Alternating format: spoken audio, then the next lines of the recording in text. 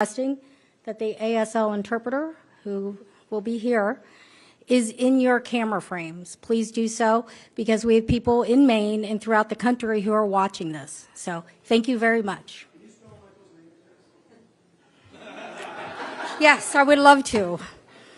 S-A-U, oh man, S-A-U-S-C-H-U-C-K. Okay? Thank you all.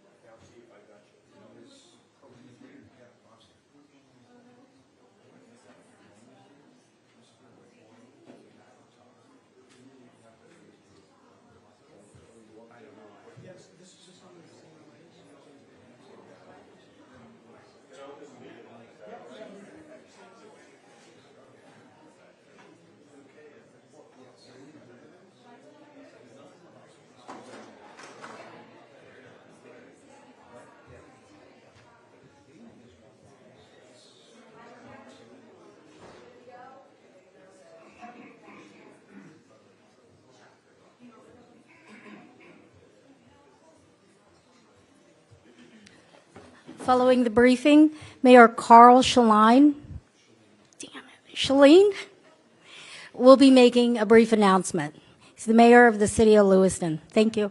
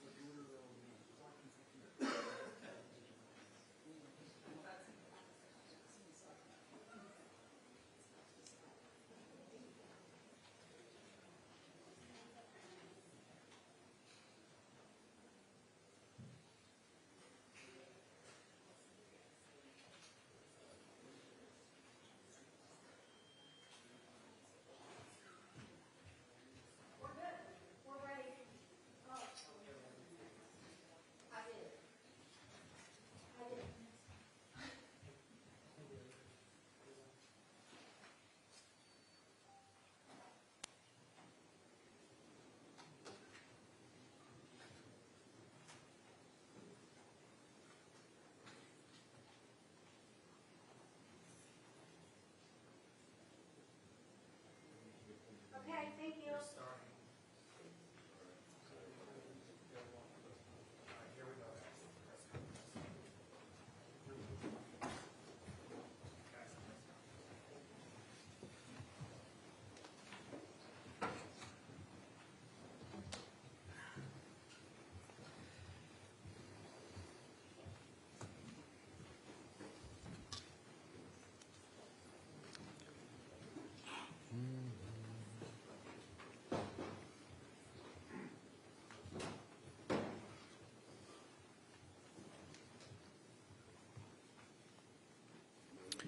All right, good morning. My name is Mike Sawchuk. I am the Commissioner for the Department of Public Safety here in the lovely state of Maine. Thank you very much for joining us. As I stated yesterday in the afternoon conversation, for the consideration of the 4 death victims and their family, we are requesting that the ASL interpreter is in all frames for language access here in Maine and the U.S. They are grieving and have a right to know the latest information in ASL. Thank you for that. All right, we do appreciate your patience and your professionalism. I know you've been with us now for a few days away from your families, tucked in here with Lewiston, working with us. We're going to go ahead and kind of focus again on the operational side of the house. It's intended that I'm your only speaker for this morning. I suppose if we do get some Q&A that somebody else I think can answer readily, we'll do that, and we'll do the best we can for you and for the state of Maine and the community here. So I do want to start right at 7:45 last night when Mr. Card was located deceased from a self-inflicted gunshot wound, and that did occur at the Maine Recycling Corporation, and that's at 61 Capitol Ave in Lisbon.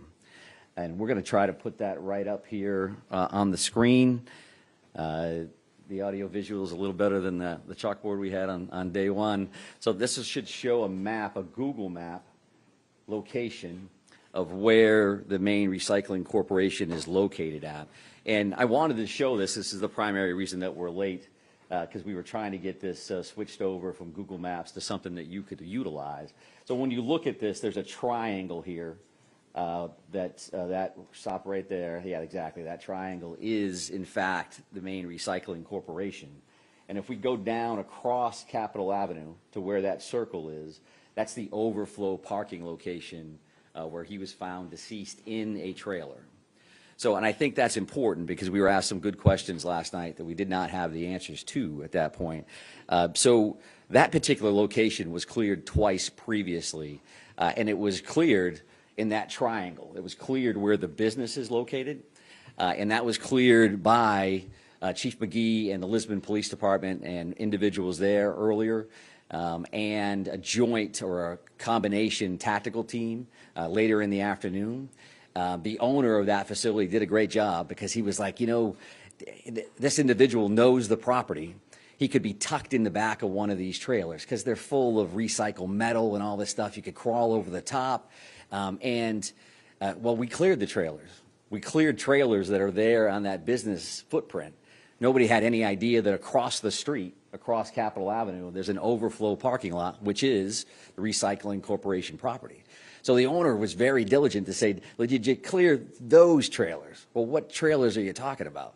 So then the follow-up is with the tactical team commanders to say, okay, tell me exactly where you were at.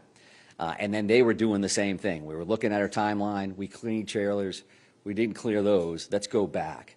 So the Maine State Police tactical team ultimately were the ones that located the body within one of those trailers. And this is a tractor trailer style. You know, you picture that 18-wheeler. This is what a trailer would look like. A box trailer is where he was located, right in the back of that. Some of those trailers are locked. Some of those trailers aren't. So he was found inside one of those boxes that was unlocked from the outside. And that you can probably picture that from just your experience on the street, right? You've seen those kind of things before. So that's where we found the body last night. A little bit of updates in that regard. We're going to be there probably through the end of the day, making sure that we process that particular scene. And we'll also be at the bar and grill and the bowling alley probably through the rest of the weekend. We're currently working that now, and we will definitely be working that tomorrow. And at this point, that is heavily resourced by evidence response team members. So ETs are processing physical evidence at those locations. Again, as we've discussed, there's a reason for that. That's a lot of material still there to work with. So we expect that we'll work through the weekend there. I would also just tell you that the behind-the-scenes stuff is a very intensive manhunt, an incredible amount of resources invested. Once he's located last night, truth be told, we got some people some rest. Hopefully you got some sleep last night. So we sent some people home. They're back in this morning, all in for today.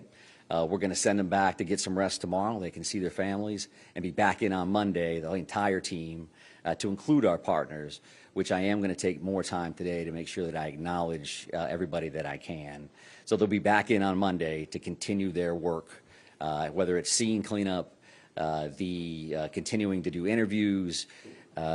Overall, we received 821-ish as of a little while ago, tips and leads, so we continue to work those. The digital tip line, that video tip line that you were so helpful in putting the information out on. Ultimately, we're at 197 of those leads, and that's information that was uploaded to that system. Got about a dozen or so search warrants that are completed, so signed and impounded. Impounded meaning that you wouldn't have access to them at this point.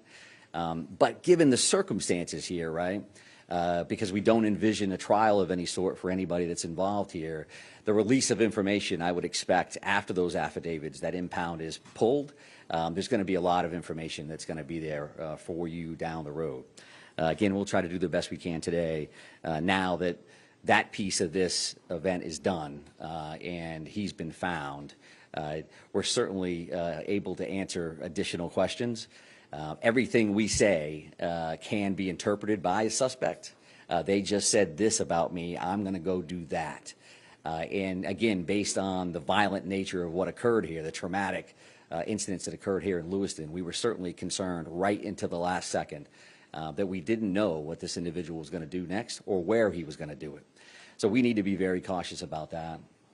We also need to be very cautious when you talk about trials, one information. So Mike's at the podium and he said this.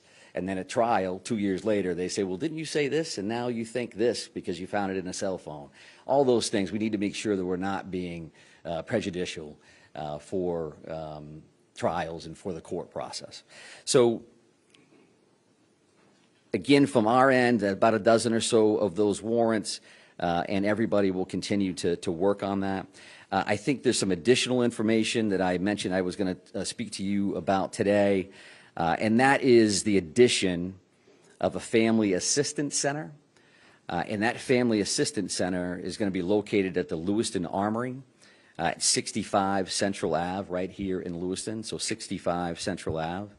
And that's intended to be a one-stop shop kind of thing, one central space for victims and their support persons to gather so that they don't have to make multiple stops for multiple different agencies to seek assistance. Now, this particular location is open for individuals who were present at the shooting site.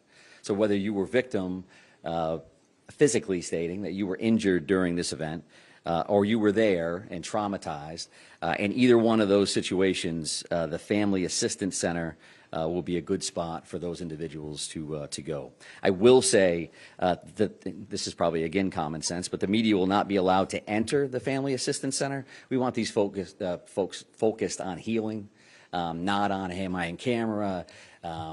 What are people going to think? I don't want anybody to know I was there. So if you could do me a favor and help me out with that, that would be greatly appreciated. Now, that's the Maine State Police are working with the Maine Attorney General's Office, the Red Cross, and the FBI Victim Services Division, who have been incredible. And they're opening that space. That space actually opened this morning at 10, and they're going to be operational for the foreseeable future from 10 a.m. to 7 p.m. at the Lewiston Armory at 65 Central Ave. A separate location or a separate site providing mental health assistance, and that's going to be located at the Ramada Inn here in Lewiston, and that's created for the larger community. So again, as we've discussed, you have the scene, but the entire city is a scene, right? People that are traumatized, I know somebody that knows somebody that knows something, or I walk by that, I've been to that bar before, I bowl there, that wasn't my night. But you want to talk to somebody about that. That's going to be at the Ramada Inn. So you're not necessarily a victim, a specific victim of what occurred, or somebody that was present when this occurred. And I mention that, and I mention that in this setting because as these things evolve, we have an investigation, and now this will slowly evolve over to a wellness and a resiliency conversation for the community and for the victims and others. And that's the information that we want to make sure that folks are getting so that they can receive the help that they need.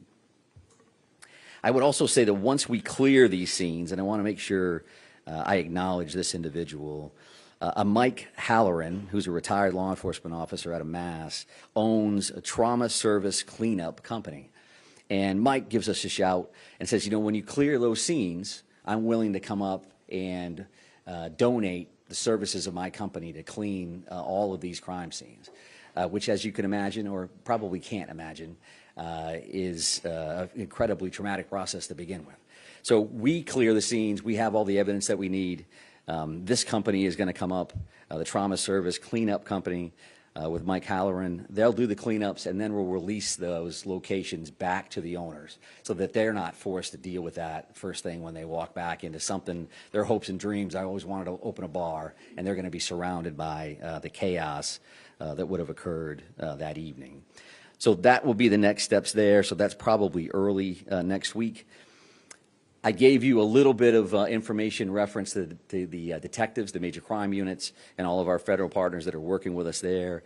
We will be transitioning from our current command post back to the Lewiston Police Department. As you might imagine, the parking lot was a little bit different today than it was yesterday, right? So our command post, the next big step for the incident management team is to kind of demobilize. I think when these things happen, the first piece is we don't have enough people to do the work we need to do. And then the second piece is we have so many people to do the work that we can do. How can we track them? How can we feed them? Where are they at, and are they safe? So we're going to be fully invested in the demobilization of that location and the personnel that are involved throughout today and into tomorrow. So I do want to touch on a couple other questions that have been asked along the way. And with clearance from our prosecutors and our detectives, we're certainly more comfortable answering now based on the current outcome of what happened last night. So one thing, there's been a number of completely legitimate questions about a note that was found in his residence. So this is a paper style note.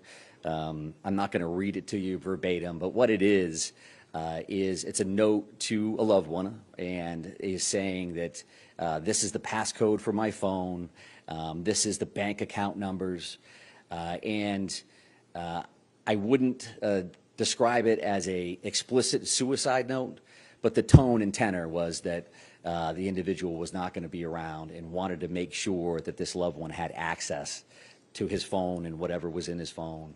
We're working on that now to get into the phone. That's one of those search warrants. That's one of those very specialized skill set that our folks have. And then the bank codes to make sure that that happens.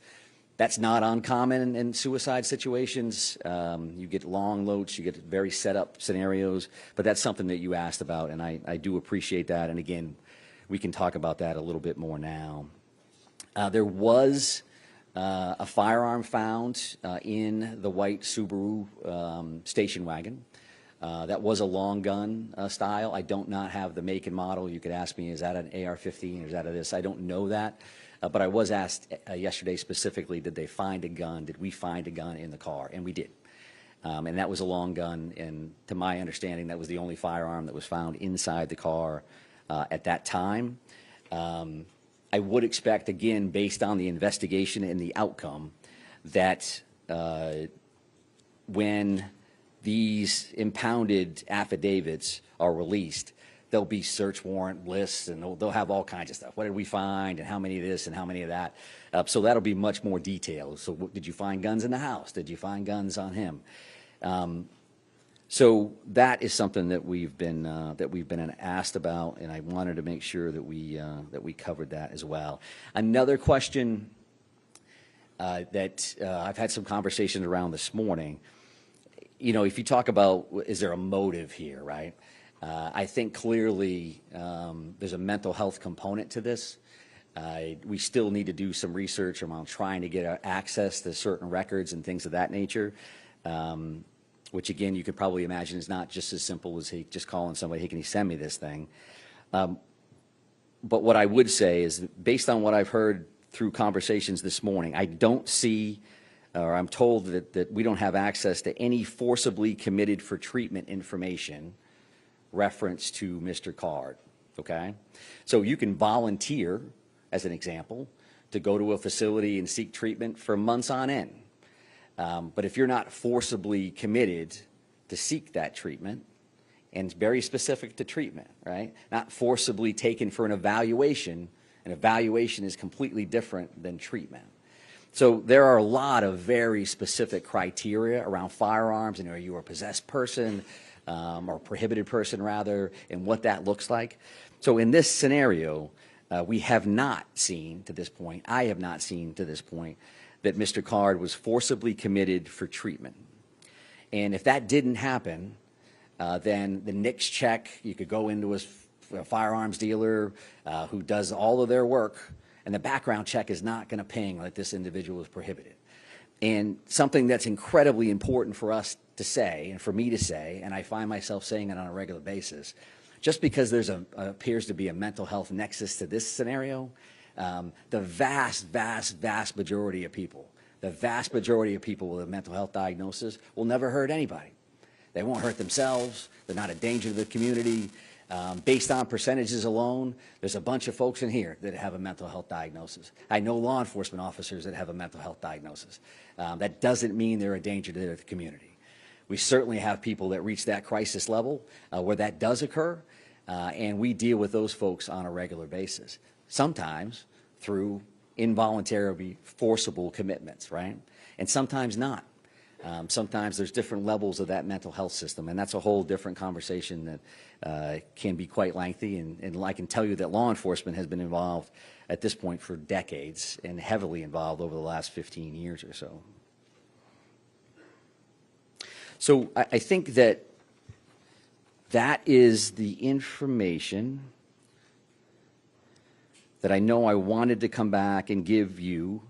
And I would also just say again that there's information that we think we can give lawfully and through our subject experts around prosecutions and all these other things. I may want to tell you something that I can't tell you. And that's just been the nature of the beast here along the way a little bit. I also want to mention this. It's a big deal. I was asked about cooperation of the family at one point. This family has been incredibly cooperative with us.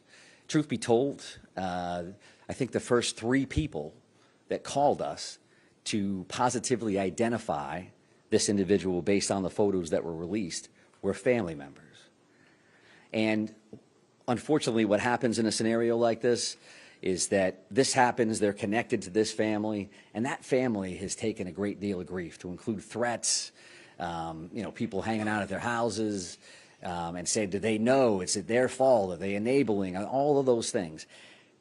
Our investigation would have been incredibly, it would have been detrimental if they didn't come forward immediately to let us know who this individual was. And how difficult a decision is that to make when you've lost this many people? It's not that difficult, but you can imagine that my family member was involved in that traumatic event, and I want to let people know. So that they should be acknowledged in that. Again, I won't specify exactly who the family members were, but as a whole, we found them to be very, very cooperative.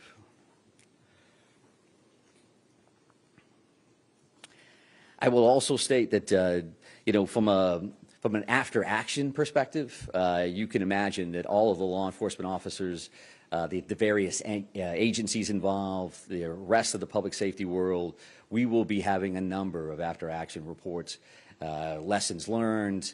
We don't want this to ever happen to anybody ever again, but we've learned a lot as a state from other communities around the country where this has happened, other communities internationally where these things have happened, and they put out best practices, and this is what's happened, and what are we going to do next? So I would expect those things to continue. None of the entities that are involved in that, certainly not the Department of Public Safety, are regulatory authorities. Like, hey, we have authority over what happened over here, and we're going to act on that. So there's a time and place for all of those things, to include that mental health system. There's a military component. There's all those different things which has their own networks to regulate and make sure that they're checking their own processes, and I think that's rightfully so. So I think what I want to make sure I do, and I want to make sure we switch that screen back over to that victim screen to make sure that we all remember why we're here and why we do the work that we do. And I also want to state that because I think when we leave here today, I'm not expecting future briefings or anything else, and I don't want to leave our partners out of this. I've discussed them every time we've talked. But if you talk about Chief McGee and the Lisbon Police Department, all the work that they've done, the strong focus on Lisbon, it kind of morphed over or Lewiston, and it kind of morphed over to Lisbon with the finding of the vehicle. But Chief McGee and his team and his community have really, really stepped up across the board, and they deserve a lot of credit as a strong partner of this entire thing. And the New Hampshire State Police, I can't tell you, I mean, that helicopter was floating over us very, very quickly, and there is New Hampshire State Police and tactical teams and detectives, command staff members that came to us immediately, across the board. From our federal partnerships, what happens in these is that everybody's got incredibly long titles that are accurate and they mean a whole lot. But when you talk about the ATF, you talk about HSI, you talk about DEA, you talk about the FBI, you talk about, we're down to first name deals, right? So you talk about Kevin, you talk about Jim, you talk about Mike at HSI, you talk about Jody. That's who we are now, right? And it's going to be valuable in the future to have that first name basis in case something else happens, across the board. And certainly, the Maine State Police, as the lead major crimes and investigators on the scenario, have been in the forefront of this since the very, very beginning. Whether we have our elected officials here from various communities, we have IF&W. My fellow commissioner Judy Camuso is here. Let's not forget that hunting is open today. I want to make sure that we discuss that for sure. And I guess I would just close on that. On the acknowledgement again of Chief St. Pierre and the work that him and his team have done. They've made their community proud. They've made the state of Maine proud. And we're lucky to have them as part of the Department of Public Safety. So with that in mind, I'm going to try to do some Q&A. We'll see how this goes. I wrote myself a note. I'm supposed to repeat the question before I answer it because nobody can hear it. So right here, ma'am. Yes. Talk about the victims who were killed. What about the victims who were injured? What's their current condition, and can you identify any of them? I can't identify any of the victims at this point. My understanding is the last update that I received that there were 3 people in critical care. And I don't have any more specifics reference to the remaining 10 in that scenario. And as you might imagine, these individuals passed away because of this crime, and these other folks have to live with the rest of their lives. So I'm not sure that they want to be identified in the sense. We've had victims' families with media members and others parked across the street. They feel nervous. They feel scared. So we're not in a position that we're going to identify them. And sir, right here? Yeah.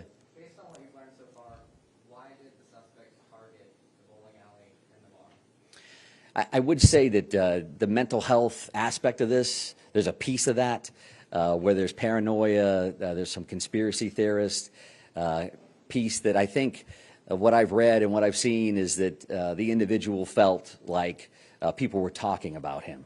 It may even appear that there were some voices in play here. And we don't believe that any of that is accurate. I think that led him specifically back to those 2 specific locations. And it also led us to where's he going next? He used to work here, he used to be there, and what's that going to ultimately look like? So I think that's a valid question. Right here? Well, Commissioner, can you go back to the recycling center? Yeah. What was the suspect's connection to that facility? Was he a former employee? There was an employment relationship there at some point. I don't know if he was currently employed or not, and I don't think I'm in a position to answer that. I would kind of lean towards the business owner, and he's been part of this very forthcoming that got us back to that location to check. So I don't want to speak on his behalf of exactly where Mr. Carge or what his status was at the end. I don't know that yet, and I think that comes down to the autopsy in many ways. They say, he passed away of this, cause and manner of death, and then they'll be able to give a range of some sort of how long he's been passed away, but I don't know how exactly tight that's going to be. But, sir, did you have a question? Yeah. That was the one. All right, perfect. That's a trooper. Yes, ma'am. Discovery of the body, if there's apparent self-inflicted gunshot wound, the condition of the body when you found it, the actual discovery of finding them in that trailer? Yeah, sure. So, from a discovery standpoint of the status of the body itself, when you're talking about a few days, there's not a great deal of decomposition in that time frame. So it was a self-inflicted gunshot wound. I will tell you there was a couple of firearms found at the scene. I won't be able to tell you exactly what that was. The one picture that I saw looked like he had the same sweatshirt on that he had the picture that we put out at the bowling alley. That's appeared to be the sweatshirt that he was wearing at that time. He was found closer to the sliding door component of the trailer, so he wasn't buried back further. When that happened, when he took his own life, I don't know the answer to that. And again, we'll probably have a range-ish from the medical examiner's office, but not something I know right now. Right here? Yeah. Can you help us understand anything that you know about his movements, how he was able to evade so many law enforcement partners for the amount of time that he did? Yeah, super question, right? So again, a bit of an anomaly from a scenario, right? We have two locations. He escapes both, parks his car someplace else. And I want that picture to stay up there. But if you looked at that Google map from the Lisbon location, but I'm going to screw up the boat launch terminology again. What is that again, Ryan? It's the Spanish River Bridge boat ramp, which is the entrance to the Paper Mill Trail. So that trail actually runs from that boat launch all the way along the Androscoggin River, and you can see it on that Google map. So that comes all the way down along the river, and then that overflow parking lot is there, again, next to a business that he's familiar with as well. So there is a natural connection. Is that planned? Is that not planned? Is that a location of convenience? I don't know the answer to that, but that's kind of how that went down. But right in the back, ma'am? So going back to these maps, so you mentioned previously that sort of triangle section had been searched twice before. Yeah. But he was found in that sort of overflow parking area. Mhm. Had that area specifically been searched for before? No. No, it had not. Yes, sir. Thanks very much. You just said, I think, that 2 firearms were found with his body. So can you just clarify, does that mean that in all there were 3 firearms on his person, one found in the car and then 2 on his body? Yes. 1 in the car, 2 on his body. And can you give us any details? The one in the car you said was a long gun. It was a long gun. It was a rifle of some sort. I don't know the make and manner. In the 2 with his body? I don't have that information. They're still working that scene right now, so that's not something I'll clarify for now. Right here, ma'am? I'm going to kind of work my way. I'm going to try to get to everybody if everybody's cooperative, and we'll try to get as many as we can. Any video, or you saw any video of the suspect playing cornhole at the bar? And I just read my note that said repeat the question, which I haven't done yet. So could you ask that one more time? Can you confirm that you've seen video or there's video of the suspect playing cornhole at the bar? So is there video, or can we confirm that there's video of the suspect playing cornhole at the bar? No, I have not seen that. There's a lot of video yet to view from the locations, as well as those 197. I don't know how often this individual frequented the bar, if there's a timestamp on when that would have occurred. I don't know the answer to that at all.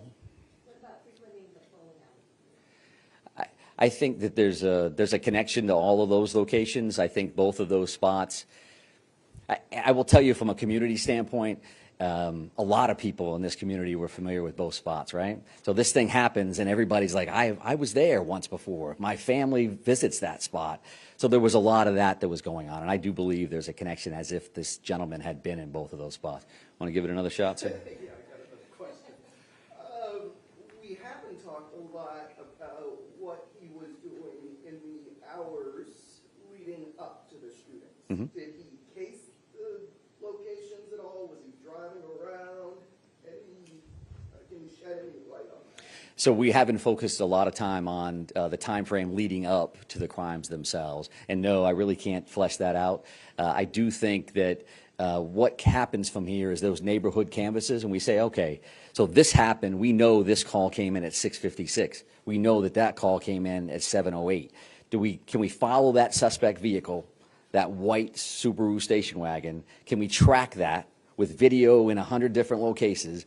I've seen those ring cams, convenience store, someplace out front, and then can we time gap that so we know exactly what happened, and that we left this location in that car. We know somehow we ended up at the boat launch. Can we try to figure out what that looks like?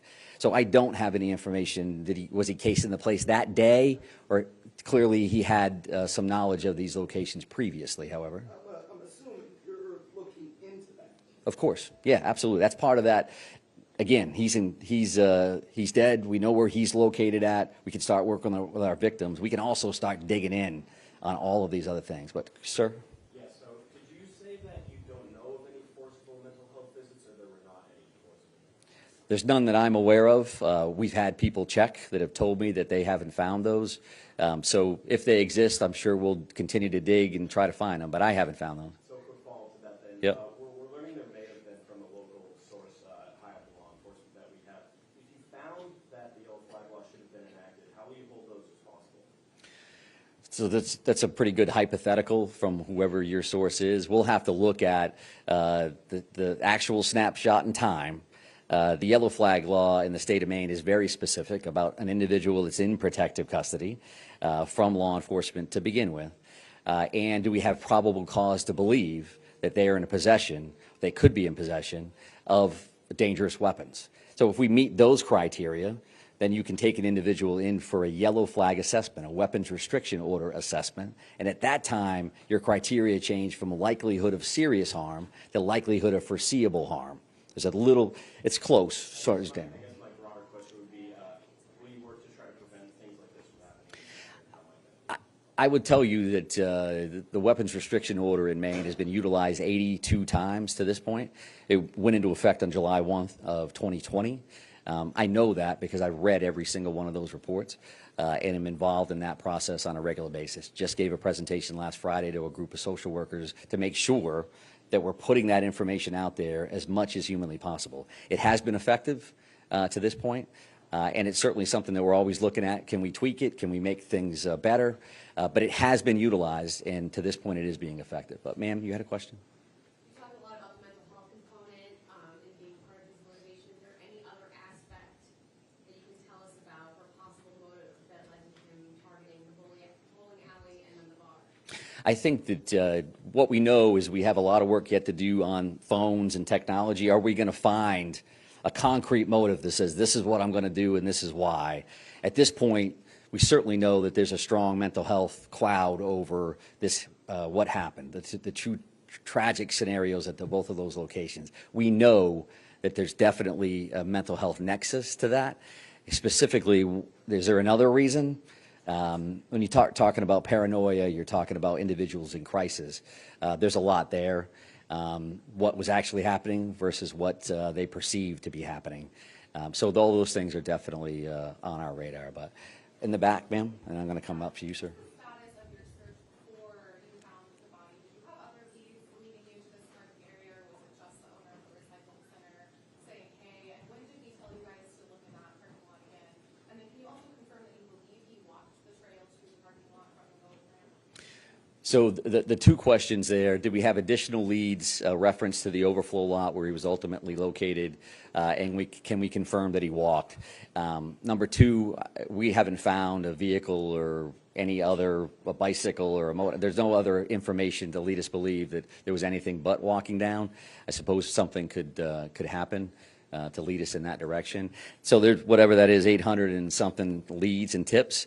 The primary reason that we were back in that location is because, I will say this, from a community policing, from a relationship standpoint, the owner of a business calls his police chief and says, hey, I want somebody to make sure that they're clearing that. That's good cop 101, right? They have an automatic connection with somebody in your community. That's why the additional follow-ups occurred.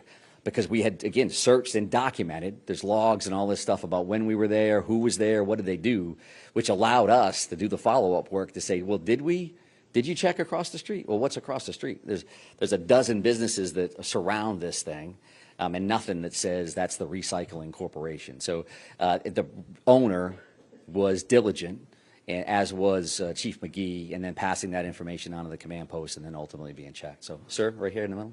Yeah. I want to ask about the use of canines in that exact location.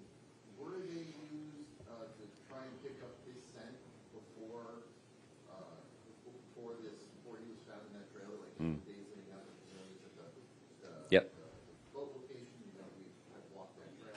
So were canines used to try and pick up his scent? I don't know the specific answer to that.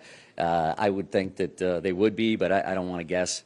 Canines are a standard part of, we lost somebody here, where did they go? We have tactical canines that are attached to those various teams. We have a lot of great dogs that are out there working the streets. So I don't know the answer, but I can only imagine from a best practice standpoint, sure, that of course they would do that. Did you have another question? And I'm going to... I did. Can you clarify whether you guys found anything that would confirm that this is premeditated at all? And if you have, then what was it that We have not. There's been no additional information. However, we know that there were two specific target locations. He did go one to the other. He ditched his car in a specific spot. Again, maybe we'll find additional information in one of these devices that says, this is what my plan was. All we can do is look at what actually occurred. So there's nothing there. How long was it planned? What did that look like? I don't know that right now. Ma'am, did you have a question in the back? Yeah, I just wondered how exactly, How exactly did he die? So the question was, how exactly did he pass away? And that was a self-inflicted gunshot wound, is the apparent reason for his death. I won't give a specific location, I don't think, for today, but kind of moving, ma'am, right here. In terms of the two shooting scenes, are investigators still actively collecting evidence there? I know yesterday you said it can still take a few more days. Yeah. I just that's the one thing. Yeah, so I've heard through the weekend at both of those locations, and then we'll transition over to that cleaning and some of that other information that I put out. Sir? You mentioned a dozen or so search warrants that you guys are working with. Can you Yeah. tell me how many of those have been executed, some of them haven't? What specifically are you looking for with these? I don't have the information there because one may be a search warrant on a cell phone, right? One may be a house. So I don't have a breakdown of exactly what warrants are going where and what that looks like. Some of those have been served, some of those we have, and they're kind of in the queue as a part of a punch list. This is where we're going next, and this is what we're doing. Absolutely. We're still working on those. Yeah. Lewiston is a small community, but is there any indication that he had a prior relationship with any of the victims? I can't speak to that specifically. I think that would speak to premeditation and something as a motive above and beyond the mental health crisis that we know exists. But all of those follow-ups continue because you have the victims themselves clearly that have passed away, but we're also talking to everybody that he ever knew, right? Somebody he worked with, somebody he was in the military with. What did you know and how and all of those kind of things. So that continues. But, sir? So I want to get back to the two previous searches. Okay. First, thanks for answering all these questions today. And I think this is important because, I've spent a lot of time in Lisbon, and that community certainly, just in the lockdown and shelter-in-place has suffered. Right. And I'm wondering, as you sit here today, do you think something more thorough search could be done in that location, whether it's surging more resources to that location? Because, I saw the chief out there with his officers on their own doing a lot of these searches. And the question becomes, should more resources surged into that area?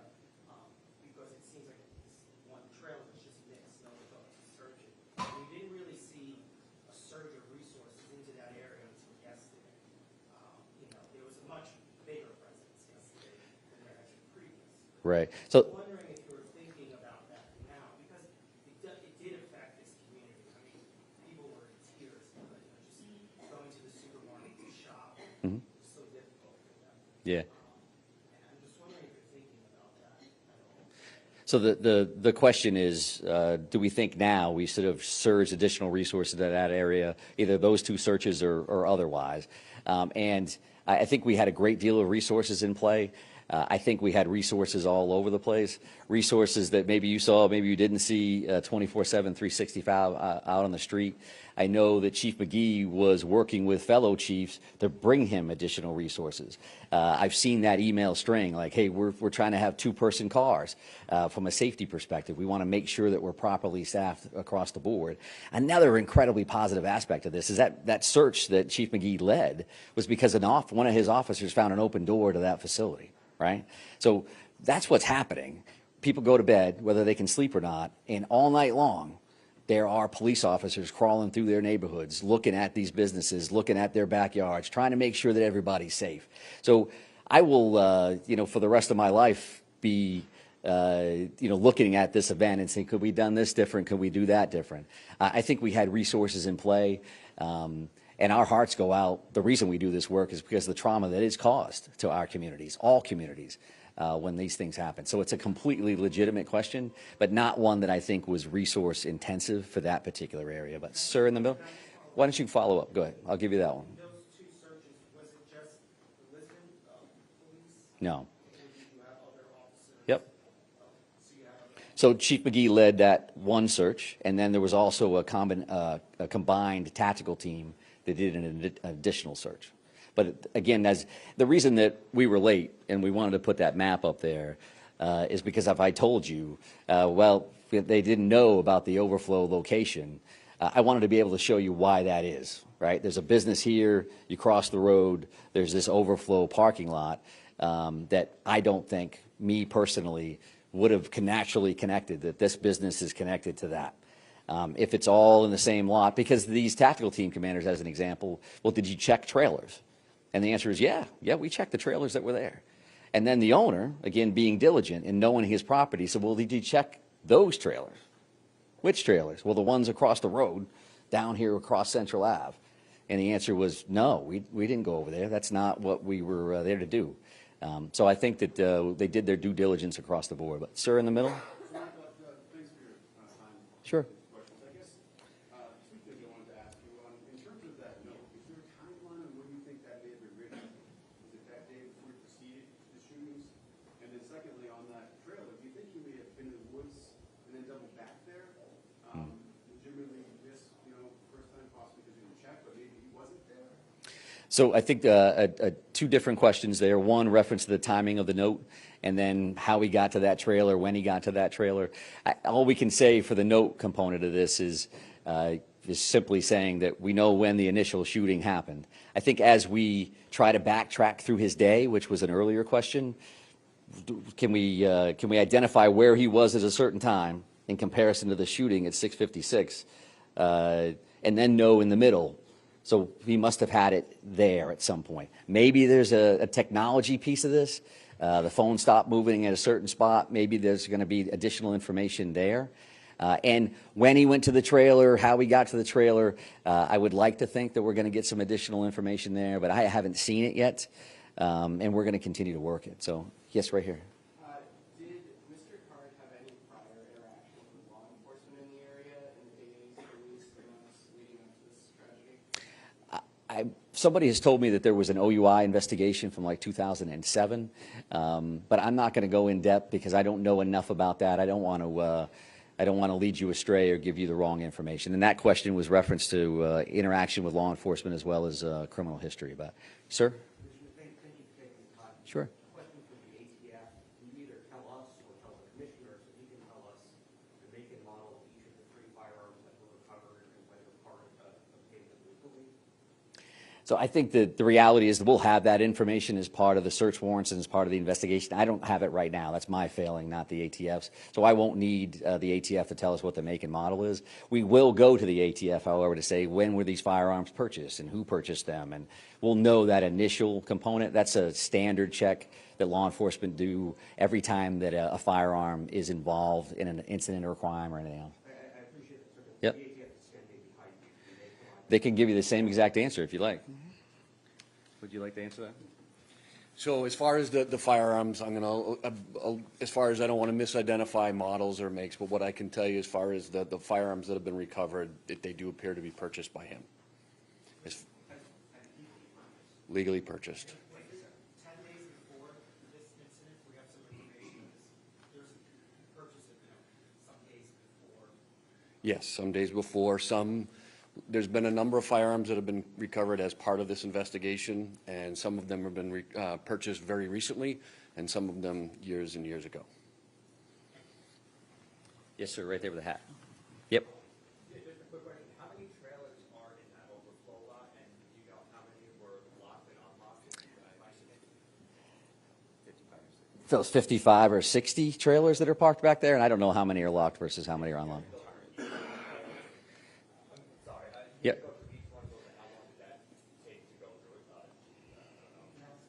So I think the reality there is that these officers in the first three trailers located him, but the tactical team ultimately located him, and I think that third trailer. But do you have a question here, ma'am? The distance between where the car was found and where the body was found is just about a mile, as you know. Can you talk about when you searched that woods trail and when you twice cleared the business? So I don't know, Chief, as far as you're clear, do you know you want to step up and answer that? So as far as the trails, we located the car and a perimeter was set up, as you can imagine. And I actually think it's less than a mile, give or take. But you can imagine where that business was that we spoke about tonight, that's a large industrial park. We're not just talking about a small area, we're talking large industrial park. But I can say that there is numerous resources from state police, all the local agencies, all the sheriff's departments across the state of Maine, federal agencies. We had helicopters in the air over that vehicle moments after I arrived, and I was the second officer on scene. I can tell you that we flooded that area with resources. Someone brought up a question about canines. One thing with canines is we don't want to hinder scents. And I'm not going to get into all the details of the investigation, but I can assure you that there was a lot of teams that searched the area. On top of, I'll add one thing, on top of it being an industrial park, numerous different businesses. Obviously, there was one business that we were interested in, and our tactical teams did clear that building at Maine Recycling. And as he pointed out, there was a open door that was found that one of my officers found on the overnights again, and we cleared the building again with several agencies. But I'll just point out this: why this is all going on, we have to also understand everything we do is a methodical approach, and we got to be safe. We got to make sure our officers are safe. But we're fielding hundreds of calls at our comm center. And there was also the tip line that I heard today how many calls came in there. As you can imagine, it was an astronomical amount of resources being used across our community. Not everybody's in marked police cars. Not everybody's in full uniform. But there was a lot of resources from across New England that was here, including helicopters, moments after I arrived on scene when that car was located. So we used every resource that was available. And we were, I think it was this gentleman down here asked me, how long are you going to search for? Or do you expect to find him? Every officer there wasn't going home until we found the individual. So.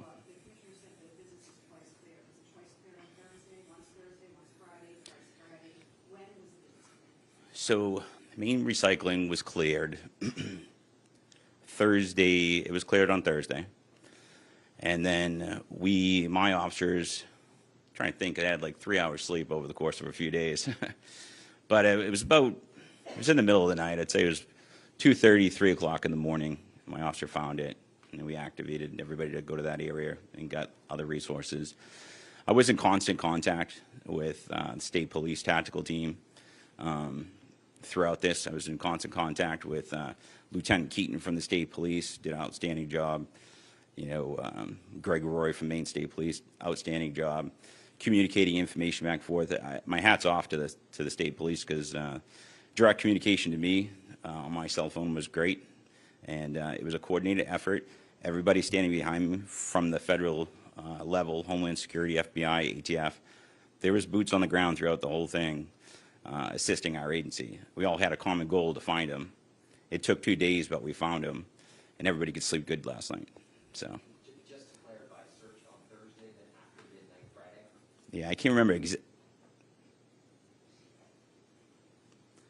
it would have been, I can narrow down the timeline. I don't want to give you the wrong timeline, but it was hours after. It was in the middle of the night when they found it. So, yeah, that would be about right.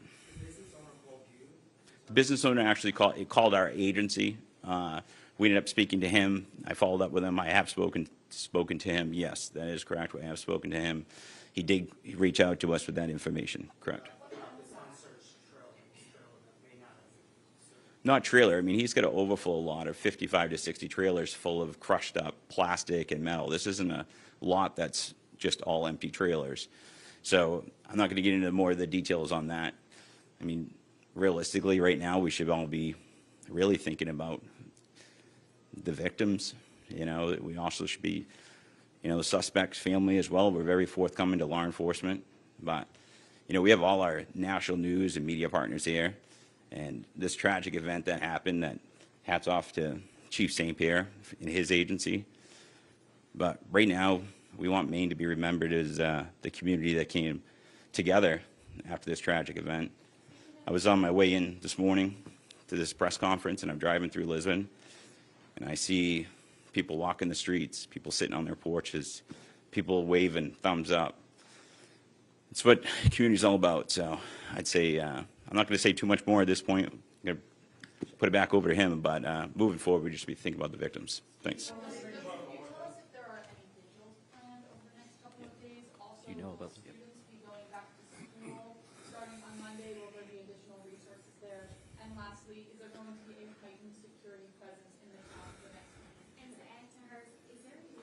One at a time. All right. So, first, answer your question about vigils.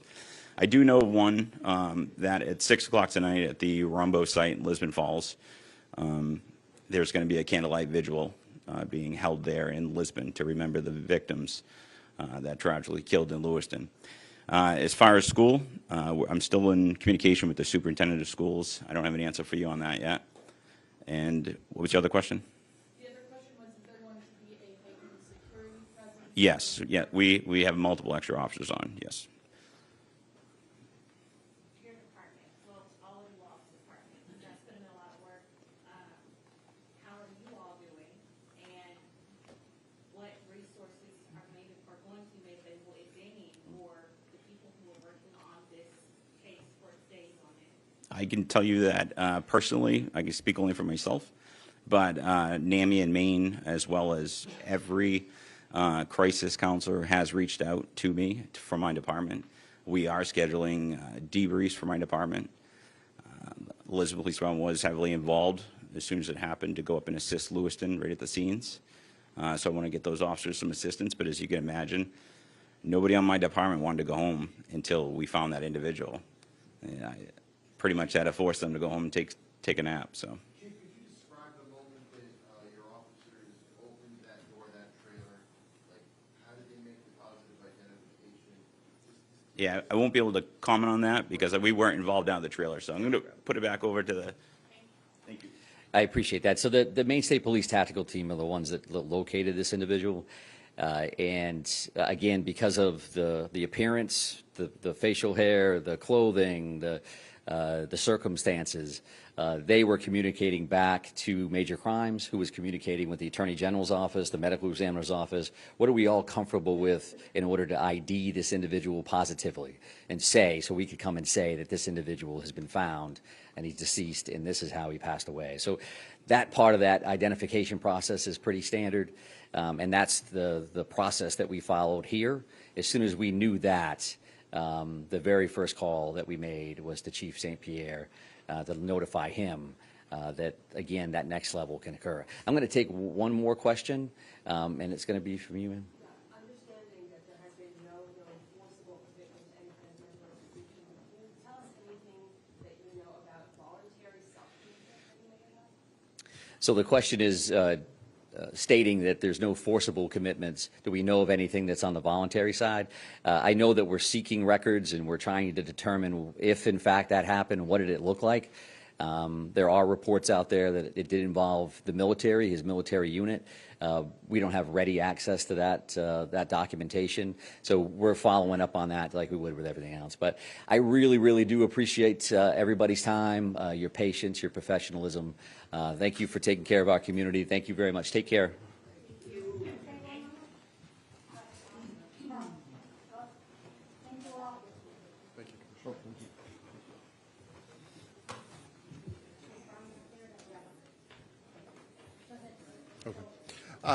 Yeah, I wanted to thank Lieutenant or Chief St. Pierre, Lewiston Police Department.